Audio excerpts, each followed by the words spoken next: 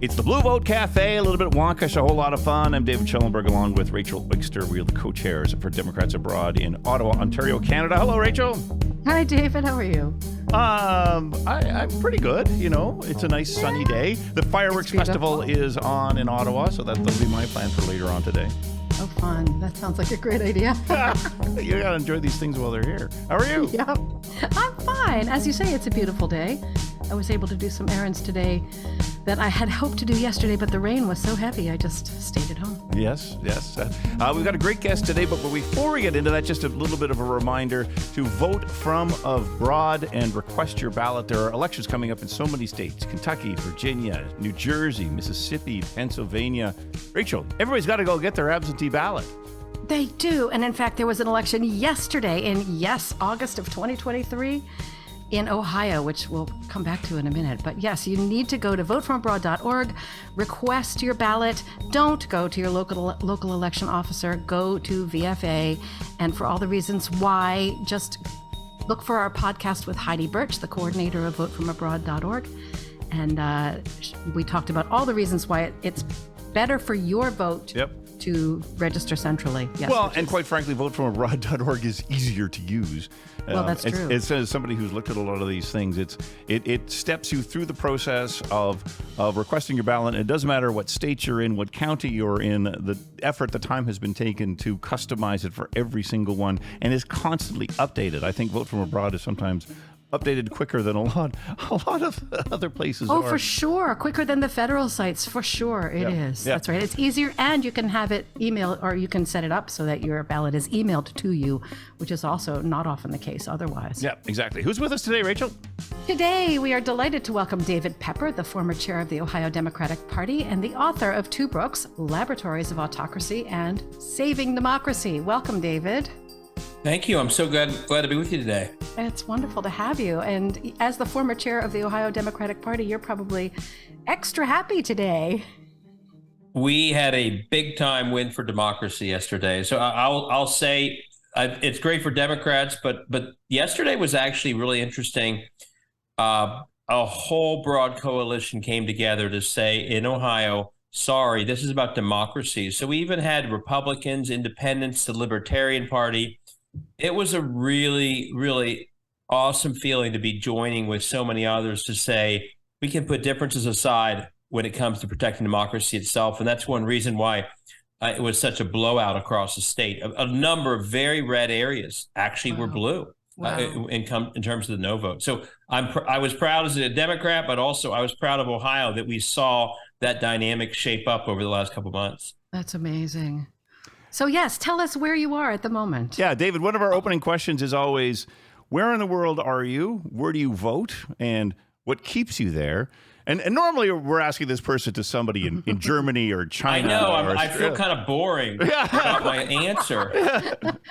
So 2 weeks ago, I would have been up where you are. I would have been in Canada in a place called Point of Barrel, Georgian Bay. It might have been a little more interesting. Let me not diss my hometown too much. I'm in Cincinnati, Ohio, right? And I vote here, and I do a lot of speaking around Ohio and beyond. But I'm born, raised, and anchored here. Although I will say, and this is one reason I have a lot of, I feel like a lot of kinship with Democracy Abroad members. I spent half my childhood overseas. I spent years in Belgium, and I spent years in Rome as a kid. Cool. And then after college, I actually did a lot of traveling. I worked in Russia for about 3 years, traveling from Washington to Russia. And as I did that, I would often, back then I could do a week-long layover in, Frankfurt or something. And so I traveled extensively. So I do know what it's like to be an American living elsewhere. And so I can sympathize with all the Americans right now having to answer for what the heck is happening to the great United States. Indeed. Because I lived a little bit of that when I used to do my work overseas. Did you vote when you traveled around the world? Well, I was a kid. For most of this, I was a kid. Okay. But yeah, I was basically, I basically was in D.C., but would go to Russia a lot. I was working for a nonprofit think tank with a USAID-supported project. So cool. I would live in Russia for, weeks or months at a time, but I wouldn't say I permanently lived there. So yeah, I would have still been back in the U.S. But I know the answer for most is no. We're not voting enough from overseas, and that's what I love. The Democrats Abroad mission is to change that. You guys are the size of it's like I would say the number of Ohioans who live overseas is the size of one of our larger cities, and that's true. The turnout rate is about 10%. So we've got to do everything we can to get those numbers up. Absolutely. Well, what is it? If we were a state, we would be the 8th largest state. Is that what? Not 8th largest, like. No, there would be like 7 smaller than us. Oh, okay, the other way around. Yeah, but you'd be a state. You would be a state. Yes. We would be a state. And since in Ohio, you'd be one of our top 7 or 8 cities. Amazing. Yeah. Amazing. Yeah, and because we think there are 9 million eligible voters all around the world, and possibly as many as 1 million in Canada, which is a crazy number. Yeah. Especially given that, as we've heard from some of our longtime DA members, Democrats Abroad is the one part of the Democratic National Party that touches every one of the states. Yeah. And by the way, I think from numbers we've seen, it would be a very blue state, which is one reason we need to get everyone voting. You would be a swing state. You'd be a We'd be reliably blue. Absolutely. Yes. I don't think there's any question. Well, and an oddly progressive group as well. One of the things that we've noticed about Democrats Abroad is sort of our position in the Democrat Party has a tendency to be the ones that are ahead of a lot of the states for some of these radical ideas like, healthcare and equality, largely because it feels like most of the rest of the world has already sorted these things out. And we see it because we live in these other countries, and it's the United States itself that seems to take a long time to catch up. Yeah, no, I've always felt that in the meetings and conversations I've had with Democrats Abroad. And apparently our platform is one of the most progressive of the bunch. I was going to say 57 because it's 57 entities in the DNC, but I don't know if all 57 have platforms. Yeah, I don't know either. Anyway, here we go. Invited you to come talk to us about your mission and the message that you want people to take to heart. Yeah, so I would say I've written these 2 books you mentioned, and without planning them ahead of time. I mean, I literally wrote them out of a moment of frustration or beyond. The first book started as a tweet, and it just kept getting longer. And I tweeted out, hey, these state houses are acting like the laboratories of autocracy. But the broader point of both books is to say, of course we care who the president is. Of course we need the Senate and the House. The other side cares about those things too. Mm-hmm. But they understand that the democracy of our country is largely shaped in state houses, more than Washington. And so if their goal in life, and I hate to say that this is what it is, but it is, just like this issue 1 Ohio, if their goal in life is to subvert democracy so that they can put into place a view that would not win in a fair democracy, and that is their goal, we can talk about that, but that is their goal, they have discovered that state houses, gerrymandered with the power to suppress the other side, are their single best institution to actually subvert democracy enough to push through an extremist agenda. And so my book is about saying we have to wake up to the fact that that's their battle. It's different from ours. And if we think the only battle in politics is a few federal swing states, we can win that battle and still lose the war for democracy if the other side is fighting a battle at a different level that we're not engaged in. So the first book was Laboratories of Autocracy, as the name suggests, a pretty dark story about what they're doing. Right. The second book, after all the feedback from the first book, is all the things that you can do once you realize that is their battle. And so the second book is know the lesson, know what they're doing, and then here are all the things that all of us can do, and Democrats abroad, and blue states and red states, to fight the right battle, which is a battle for democracy itself, which is in every single state in this country, not only a few swing states or in some courtroom in Florida. Right. And in the slight chance that somebody listening doesn't know the term, can you explain gerrymandering for us? Sure. Gerrymandering, it goes back to Massachusetts, but it is basically the process. And, I've written novels too, by the way, and I actually like to use this perspective a lot. It's a system in America, if you're elsewhere, where they draw districts that basically guarantee that they win, that they are in the majority no matter what the voters do, and often that none of them are held accountable. The district itself determines the outcome, and Republicans have mastered this the last several decades, and it's why they're in blue states like Wisconsin, they still have a supermajority.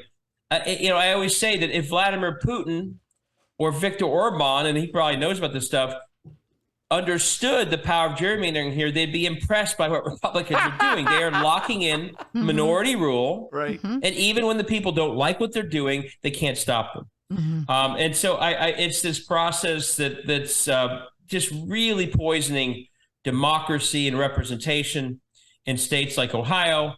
And more than that, because these people are largely in office with no accountability, it's leading to a downward spiral of extremism because their only incentive is to actually be extremists to avoid a primary.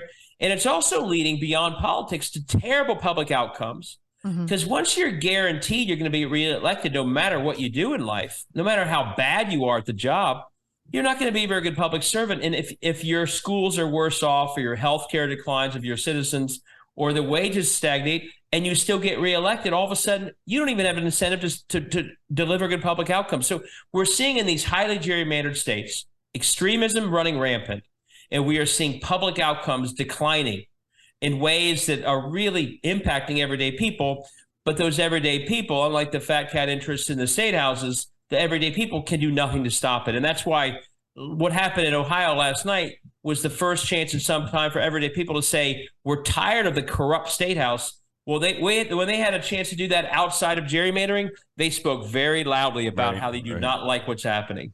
So we should probably talk a little bit about what that issue was, even though it's done, we won, but just so people know what the consequences would have been. Yeah, I mean, actually, it's a very important issue for the country to notice. So the far right understands that these state houses are the key to their battle. It's where most of their extreme agenda is getting done. Mitch McConnell told Lindsey Graham he did not want a national abortion ban brought to the U.S. Senate because that's a losing issue for them. That's why Mehmet Oz lost in Pennsylvania. They bring it all through state houses. Right. That's where they get almost all of it done. But they understand, as they've seen with Kansas, Michigan, Kentucky, that there are certain institutions or sources of threat to that otherwise unaccountable state house. Some threats come from independent state courts in those states. Other threats come from a Democratic governor, let's say in Michigan. But in Ohio, the only threat remaining, and this is true in a number of states, because they have every other position locked up, the only threat remaining is the people themselves going directly to the ballot. And so this was an attempt by moving the threshold of how we amend the Constitution from 50 to 60%. This, which is a very hard number to reach in a big, relatively even state. This was their attempt to eliminate the last potential shred of accountability they would face in a system where they otherwise literally have complete unaccountable power. If they had won this thing, I don't know what I could have said today. Like the people of Ohio would literally be locked out of their own state house, locked out of their courts because they changed the rules there, and locked out of their own constitutional amendment process we've had for a century. And they would have also, by the way, done this in other states because there are a lot of other states where they could have done this. So it was a end run at trying to lock out the last potential form of accountability, the people themselves. And so thank goodness the people saw for what it was across party lines and didn't just say no yesterday, said hell no. And my hope is that begins some momentum to turn some of this stuff around. I hope so. And just to be clear for people who might not realize it, this is the state constitution that you're talking about, the Ohio state constitution, that the power to amend it by the people who live in the state. So just to put the fact, 49 states have a ratification process for constitutional amendments. 45 of them are 50% plus one. So it's majority rule almost everywhere. Wow. Some states, frankly, due to progressive reforms a century ago, many states like Ohio added to that process that the citizens themselves can do it by gathering petitions. That's about 17 states. In our state, that has led to big changes, minimum wage going up, integration of the National Guard, on and on. And what they were trying to do was eliminate basically the ability to put these things on the ballot from the citizens, but secondly, raise the threshold to 60%, which is nearly impossible to reach in today's day and age. Right. with everything so polarized. Yeah. I mean, we crushed this thing yesterday, and we're not, the no side's not going to have a 60% outcome, and even though we beat it everywhere, even though it was bipartisan. Right. And it is interesting to talk about cross-party lines, because you do see a bunch of people in the Republican Party at the moment who do believe honestly in democracy, and who do honestly believe that, you win some elections, you lose some elections. Just because you lose an election doesn't mean the system is corrupt. And is that what you're starting to see in Ohio as well, where yes, even Republicans have just had enough of some of this crap? And this is what I put this in my book, maybe with a little bit of hope and not that much proof. I said, listen, we have to stop making this about too often we're equating the attack on democracy with Donald Trump, as if that's the problem. Of course, he's a huge problem. But the attack on democracy in states began before we ever ran. Right. It would continue if he were locked up tomorrow. I have no doubt. And I said that the way we have to think about the teams going forward is not, are you for or against Trump? It's, are you for or against democracy? And if you are a Republican, who I disagree with a lot of things, but you are willing to have a 50% plus one system, and we live with the results, I want to work with you to protect democracy. And I've been saying that. And I think there are more. And I've had a lot of Republicans say, I like your book. The Lincoln Project just put me on.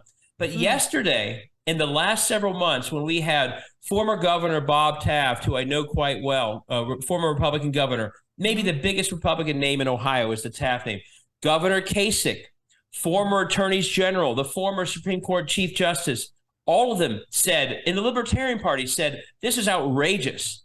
And yesterday, and by the way, a plurality of voters in recent polling, I think it went down some due to some horrible TV ads, but a plurality of Republican voters were opposed to issue 1 about 2 weeks ago in polling, better than the people who were yes. And yesterday, I don't think in the end it was a plurality, because they tightened it up a little bit. But we saw some deep red counties go blue with a no vote. Now, I don't know if it was a majority of Republicans in those counties, but along with Democrats, it's clear that a decent chunk of Republican voters, many of whom my guess is are not for a woman's right to choose and will vote against what I want to see happen in November, they still said, well, no on this, because this is not how in America we are supposed to determine these issues. It's not minority rule. It's majority rules, and that's how we should decide things in a state like Ohio, where we have constitutional amendments. Right. That's wonderful. Well, now that you've brought up Trump, that's happened in this podcast. And so to a certain extent, I think we look at Trump as the one who started all this, but it sounds like you're saying, no, this has been around way before Trump came on the scene. Yes. Yeah, and this goes beyond sort of an academic historic quibble. But the attack on democracy has gone on our entire, the history of our nation. It's been again and again.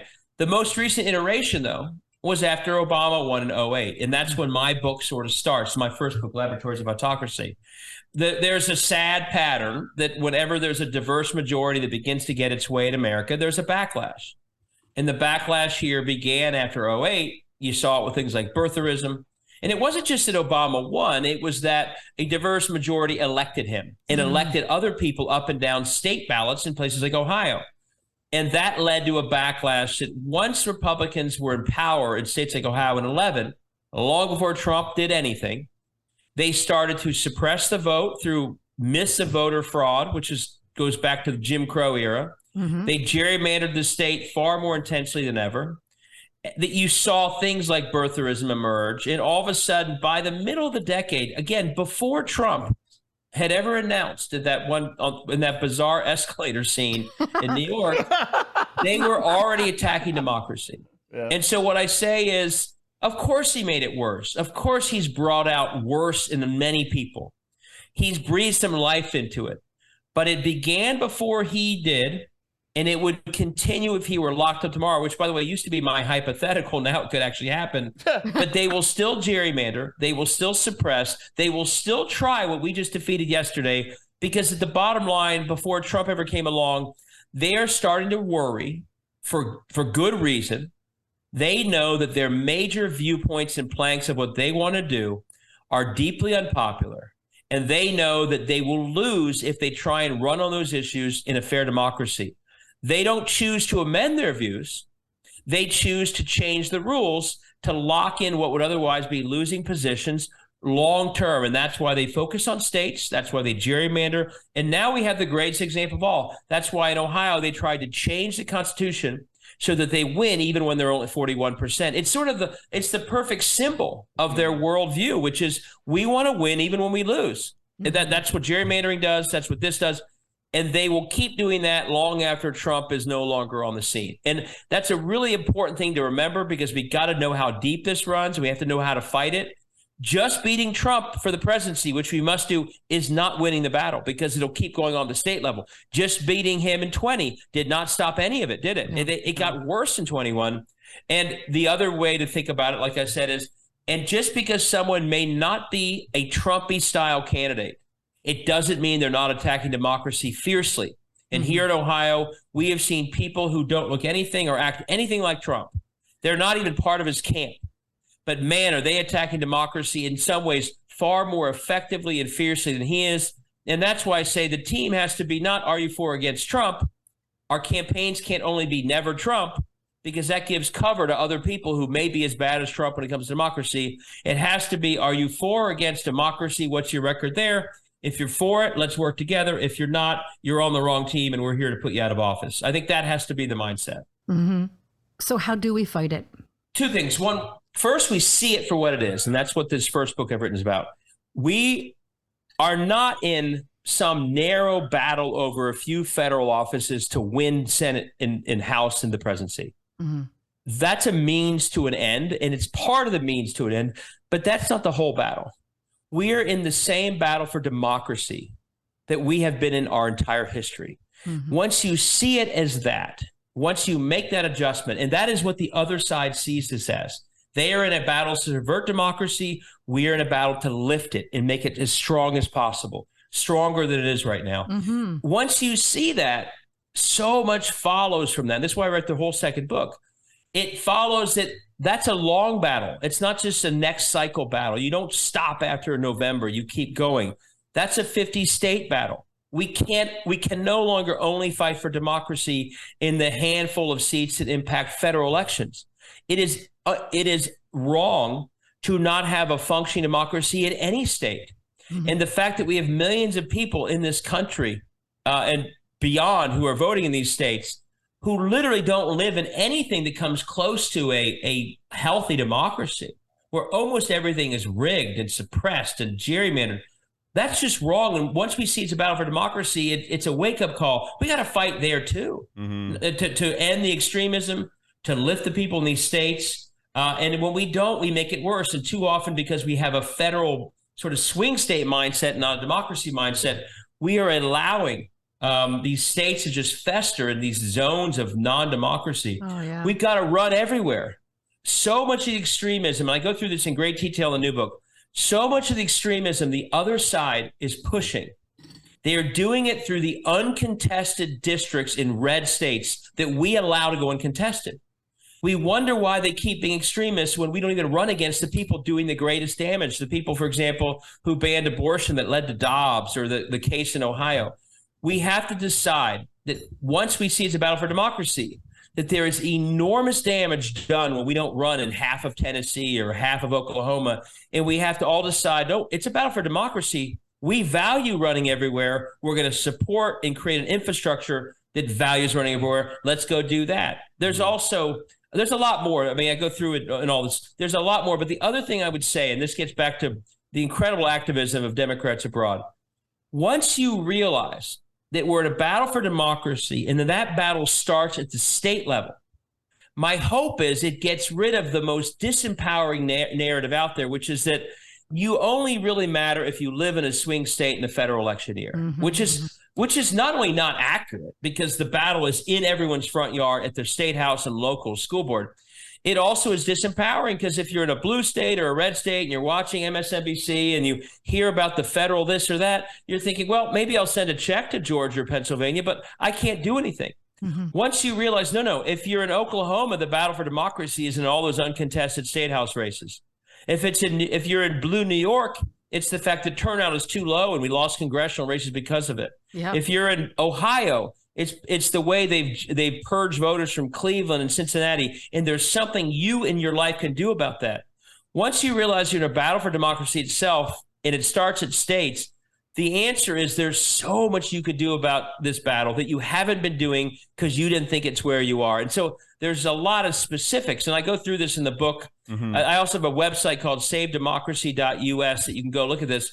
Everyone has a footprint in life of influence, their network, their workplace, you name it, their community.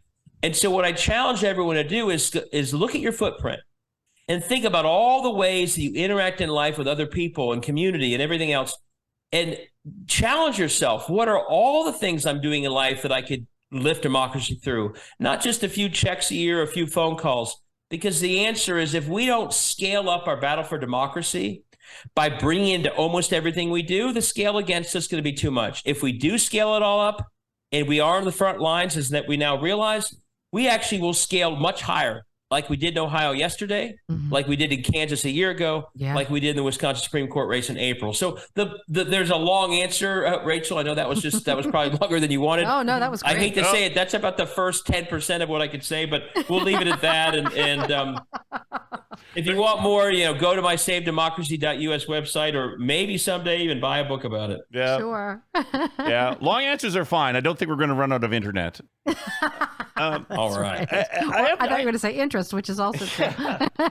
Well, I keep wondering, the thought what you're talking in my head is why now?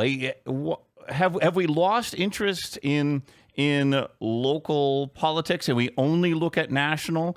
Is it a decline of local media? National media is still alive and strong, but everything locally just seems to have moved to some sort of citizen journalism, which isn't the same sort of thing. Or what is it? Why is this so good at the moment?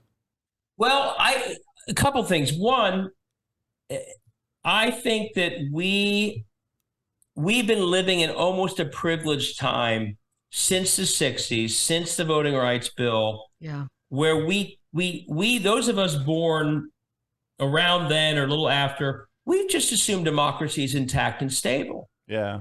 And John Lewis would tell us, why would you ever do that? Did you not see what we had to do to get you to this point? But I think we've been taking democracy for granted as if it's just magically intact. It's part of who we are. And the truth is, and a lot of your listeners will know this around the world, that's not the history of any country, and it's not the history of our country. And so I think we let our guard down and thought, well, all we got to do is go win elections for federal office, and then we'll do what we want to do. The other side knows that democracy can be subverted. It's happened again and again in our history, in other countries' history. Again, how do you subvert it? State houses. Well, since we've been so confident that you can't subvert it because it's just who we are, and it's sort of a privileged view, we have not had our guard up about how you protect democracy, which begins in states. State houses are the ones who write the rules of how our elections are run and how democracy is shaped. And they're the ones that draw the district. So I think part of it is that. Now we're catching up to this reality, but we've been kind of naive about it for a long time. And the other is the Koch brothers and other organizations, they began this decades ago. So they've been hard at work understanding that they were upside down basically in the 21st century America. And so they've been building infrastructure in states, investing in states while we were only looking at federal. And all of a sudden we look up in 2011 and after, and we see, oh my gosh, these people are like a generation ahead of us. And so it's starting to catch up. And by the way, I do go through this in both books. The decline of local and in-state media is a big part of this, because what better place to meddle with democracy and push unpopular ideas than in places with the least amount of transparency and the least amount of attention and ultimately the least amount of coverage by the media. So that adds to these state houses. I mean, I put it this way, state houses can do great things. And right now we're seeing in Minnesota, in Michigan, great things happen when we win them. But in the wrong hands, state houses can be the perfect institutions to do very extreme things, to do very undemocratic things. And that's what's happening in many states.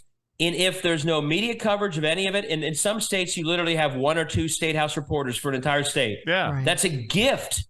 If you have a laboratory of autocracy mindset, it's sort of a strategy. I use that term now as their strategy.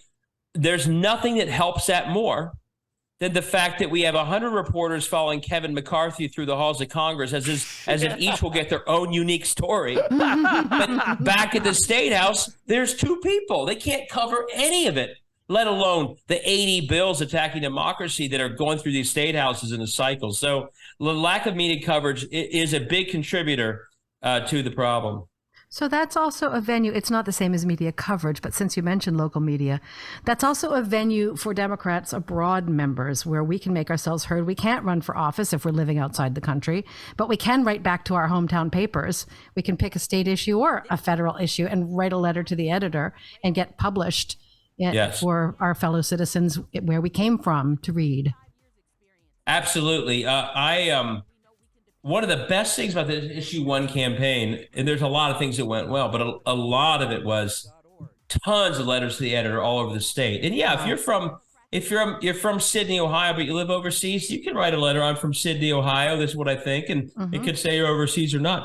But that goes, everyone's Facebook. I go through this in the book. Everyone has, again, their network of people who listen to them. And yes, you may be several thousand miles away, but your network could still be very strong right back in your home state where they're voting.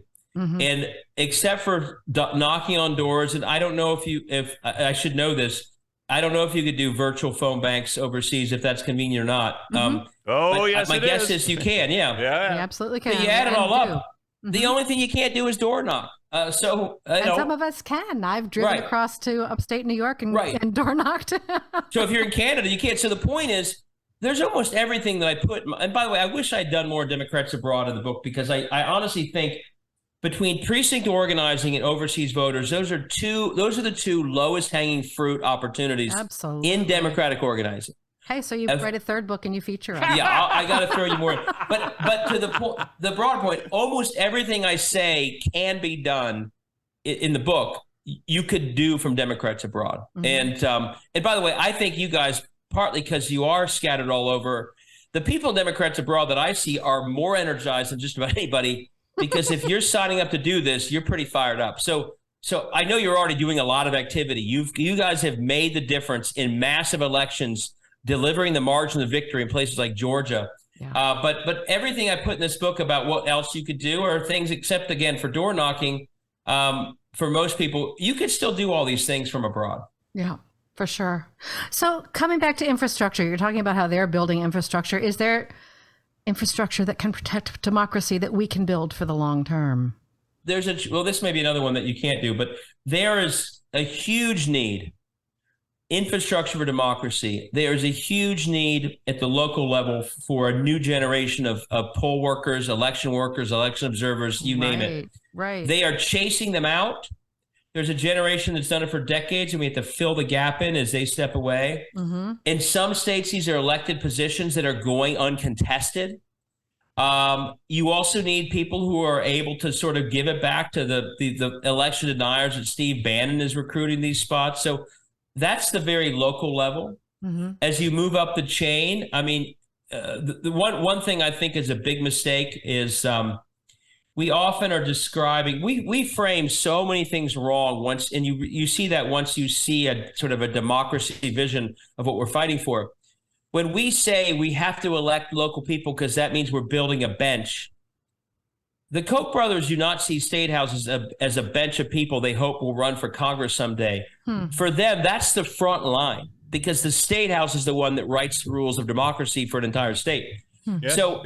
Running in more state houses, getting in those seats, getting into positions like county commission, that's the one appointing library board members, which I did as a county commissioner, school board, beginning to see all these positions as points of real importance for democracy. And then once we're in those positions, and I have a big part of my book on this, every mayor of every city in America, that's a Democrat at least, needs to think they are sitting on a massive footprint that can lift democracy if they chose to. For example, and these are the very voters in cities like Cincinnati or others that are purged by the processes of suppression. And so every library, every rec center, every health clinic in the city of Cincinnati should be used as a place to also encourage citizens who are being kicked out of our system to re-register, to get on an early vote list if you're in a state that does early vote list. So there's a lot of pro-democracy infrastructure to build. And so much of it, again, often is literally just sitting there waiting to be activated that we're just not doing because we're not thinking of it. And at the highest level, what I'd say, and this is something I believe all your members will agree with, I think we have a chance to win the House back in next November. Mm-hmm. We've got to keep the Senate. I think we can. That's a slightly higher lift. We've got to beat Trump. We got to win up and down the ballot.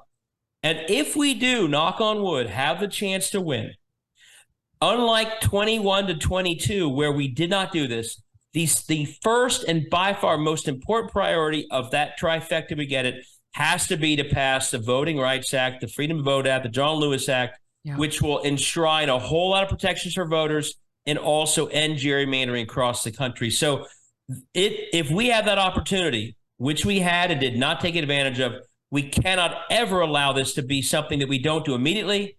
And this is one where it's going to take a lot of activists like those in Democrats abroad and everywhere to say to our Democrats, this time you do this first. It's too important. We can't be living on the thin ice we've been living in all this time anymore. So protect democracy first, then let's go do some other wonderful things. So local, state level, national, there's so many ways to build a much stronger pro-democracy infrastructure than we're living with right now. Absolutely. The United States always, calls itself as the best democracy in the world. Sounds like you don't believe that anymore. So I'm sort of wondering, is there a country in the world that is truly doing democracy properly right now? I mean, I wish I were a more active student of this, the details of every democracy. So I don't want to get, I really, it's hard for me to sit around and think through. But let's be clear. There's clearly a spectrum of it. And this is, by the way, this is what I think I gained when I worked in Russia. And I worked in Russia, by the way, the more heady time where we were working with Yeltsin and trying to help, and it was pretty positive. Wow. But in my first novel, I've written some novels, and my first novel is all about gerrymandering. And the guy in my book that is observing the flaws of gerrymandering and essentially laughing at our country because it's so hypocritical as we lecture other countries about democracy, yet we have a gerrymandering system. I have a Russian oligarch who's making those observations and later then takes advantage of the flaws that come from gerrymandering. I think it's become hard for us to go lecture other countries, and they put this in our face all the time.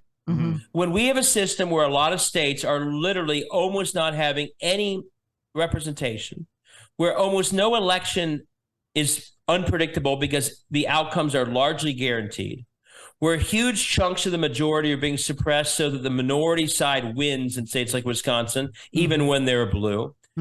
What I worry about is that we're not living up to what we think we say to ourselves, and we're not living up to what we say to other countries that we think they should be doing. Right. And again, I mean, I said it half jokingly, but when we have Republicans literally fawning all over Orban, bringing him to America, we go to Hungary to study him.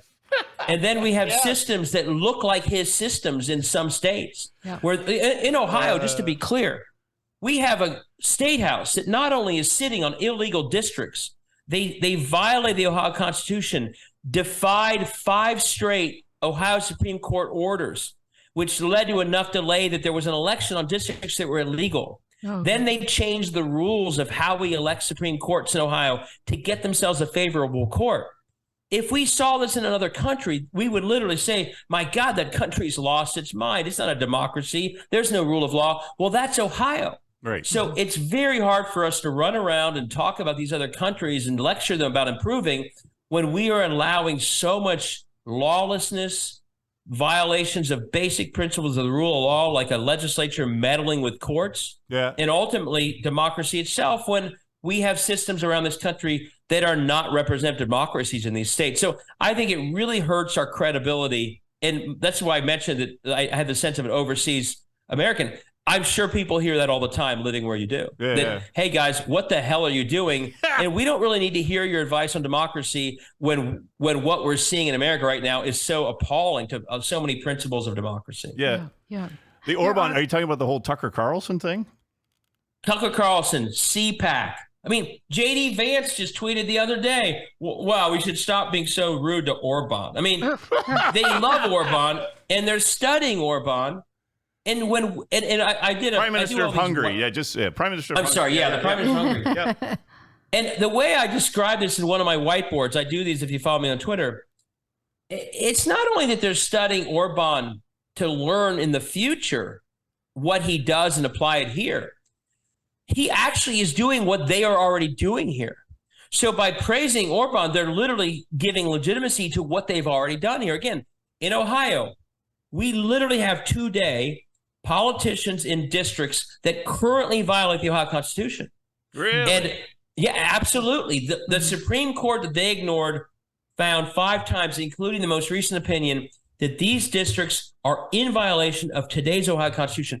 They didn't care. They just had an election on them anyway. Again, that is, Orban would be like, geez, they're telling me that's bad to do. It's here. You're doing Ohio, for goodness sakes, in the big state of Ohio that everyone's heard of. So it's not only that they're studying, it's legitimizing their current anti-democracy machinations and their attacks on the rule of law. Like Orban, I think, tries to strip courts of power. That's what Moore v. Harper was that. Their whole argument was to strip courts of power. So they're already acting this way. So praising Orban is honestly a sort of a pattern of patting themselves on the back for things they're already doing here. Mm-hmm. Mm-hmm. Yeah, it's so odd when that keeps coming. And you're right about the CPAC stuff too. I sit up here in Canada and watch it and scream at Republicans like, what are you doing? You should be as big of a believer in democracy and freedom as anybody else. And why on earth are you praising these politicians from around the world who are doing every single thing they can to hold back any sort of sense of free speech? Yeah, no, and they do have a chunk of their voters that are going along with this stuff. But again, going back to the beginning, what feels so good about yesterday is, in many ways, this issue in Ohio was sort of the perfect symbolic, but also real world embodiment of their entire mindset, which is, we know we're going to lose. Let's rig the rules to win even when we lose. And what was so powerful about yesterday is a broad cross-section said, no, that's not legitimate. That's not our state. And so to have a state like Ohio say that is, again, I wish it weren't at 41% that supports what they did. And that's about, I think, where it's going to end up. Yeah. But there's still a majority that said, in a state that, Trump won by 8, said, no, this is not how our democracy is supposed to work. No, not just no, thank you, but hell no to that idea. Mm-hmm. We think in the end that the majority of Ohioans should shape the direction of the state, and we're going to vote accordingly. Yeah. Amazing. Ohio's leading the way. Now the rest of the country has to learn. That's right. Yeah, I mean, and by the way, this was not a Ohio only plan. The biggest donor to this whole effort, to do this, was a billionaire from Chicago who also gave a lot of money to January 6 efforts. The Christian right literally was telling their members, this is about stopping the losing streak for abortion that we've been on since Dobbs. If we can figure out how to stop in Ohio, we will take this everywhere. This is part of the ALEC agenda. So what happened yesterday, this is how they do it. They go to states, they try things out. If they work, they take them elsewhere. This was sort of cutting off at the knees, an effort to come up with a way they could disrupt what's been a very tough year for them, losing on these over and over again. Right. And something for DA members to know is that DA has recently begun fielding volunteers in state teams, each one of which focuses on a specific state. And if you want to hear more about that, we did an episode with Jennifer von Estorff, who was leading that effort. We don't have a team for every state, and you don't have to volunteer for your state if there's one that you're interested in, but there are volunteers working, keeping an eye on what's going on in the state houses and working to make things better. Yeah, I love what you're doing. And I really think that the more we break down what we're doing to the local, state, and local level, and that's where the work's done. And that's why I dedicated a chunk of my book to the need for precinct organizing. and breaking it down to that level. And once you're breaking it down to that level, you don't have to wait for some big shot in Washington to decide that all this stuff matters. You can own your little neck of the woods and do the work that needs to be done, even if not everyone else gets it, it needs to be done. So I love that you guys are doing the state team approach. And another thing DA members should be aware of is that they should vote all the way down the ballot. Yeah. I mean, this is something you're talking about for any voter, vote all the way down the ballot. But also for our members, it's a little more complicated because it depends on how you fill out your registration form, whether or not you get a full ballot. So read the FAQs on votefromabroad.org for information about that. Well, and frankly, as I vote in Iowa, and when my ballot comes, there's a whole lot of people I can vote for.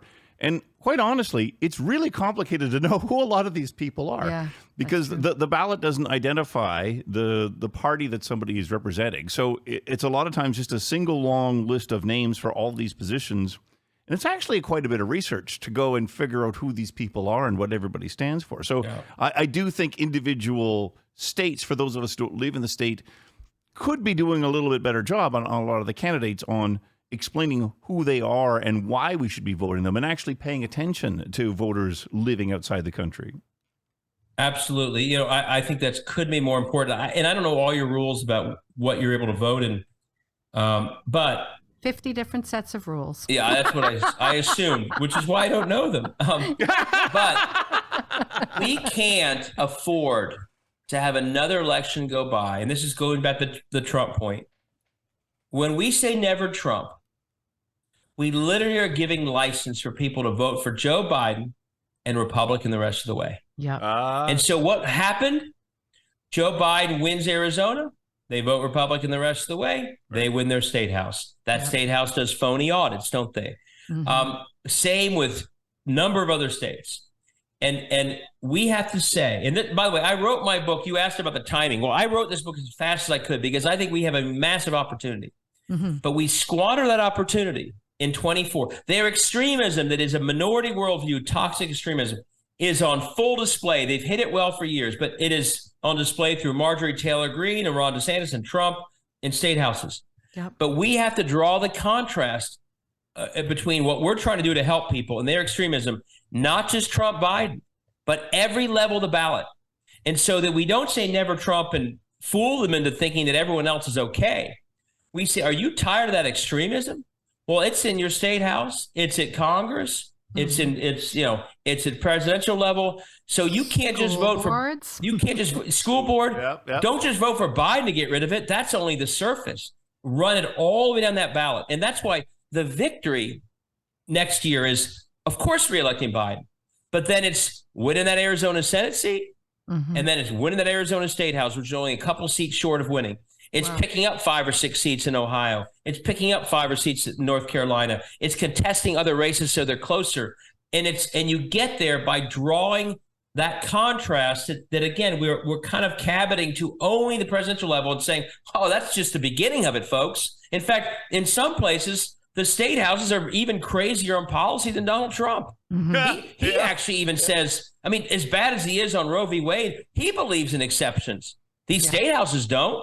So in some cases, draw the contrast even more extreme at the lower levels. No more passes for these guys. And we give them too much of a pass when we actually make it only about Trump. Yeah, that's a really good point.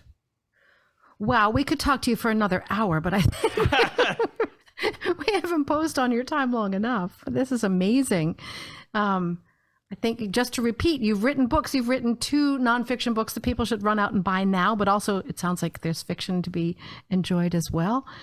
You SaveDemocracy.us you mentioned, and I know as maybe your most recent subscriber, you put out a newsletter called Perspectives. I do. And you send out a painting every Sunday, which is just lovely. What? There's a painting? Yeah, I paint on the side. On the side. They look very accomplished to me. They're lovely. Do you want to see one of my paintings? Hold on. Yeah, sure. Maybe we can put it in the description. I know your viewers can't see it. Here's my, this is my latest. We had 3 incredible moonlit nights in Point Barrow, Canada. So I did a moon island shot. Wow. So yeah, the Substack is David Pepper. If you just look up David Pepper, and I do, in addition to the books themselves, I do every couple of days, and it's not a paid subscriber one. It's you can just sign up and you get these things. I do a lot of sort of lessons learned and best practices and threats to democracy, not just Ohio, but anywhere. So if people are interested, I found it to be a very good way to communicate, keep up with people. Right.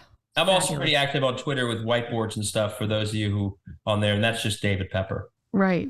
Yes. Thank you. Lots of resources and so much energy and enthusiasm and really clear-sighted thinking that I think is really very welcome. Absolutely. So, yeah. Thank you for all your work, and thank you for joining us today. Of course. I'm so glad to be with you, and obviously you caught me on a day where I'm extra fired up, so it was fun.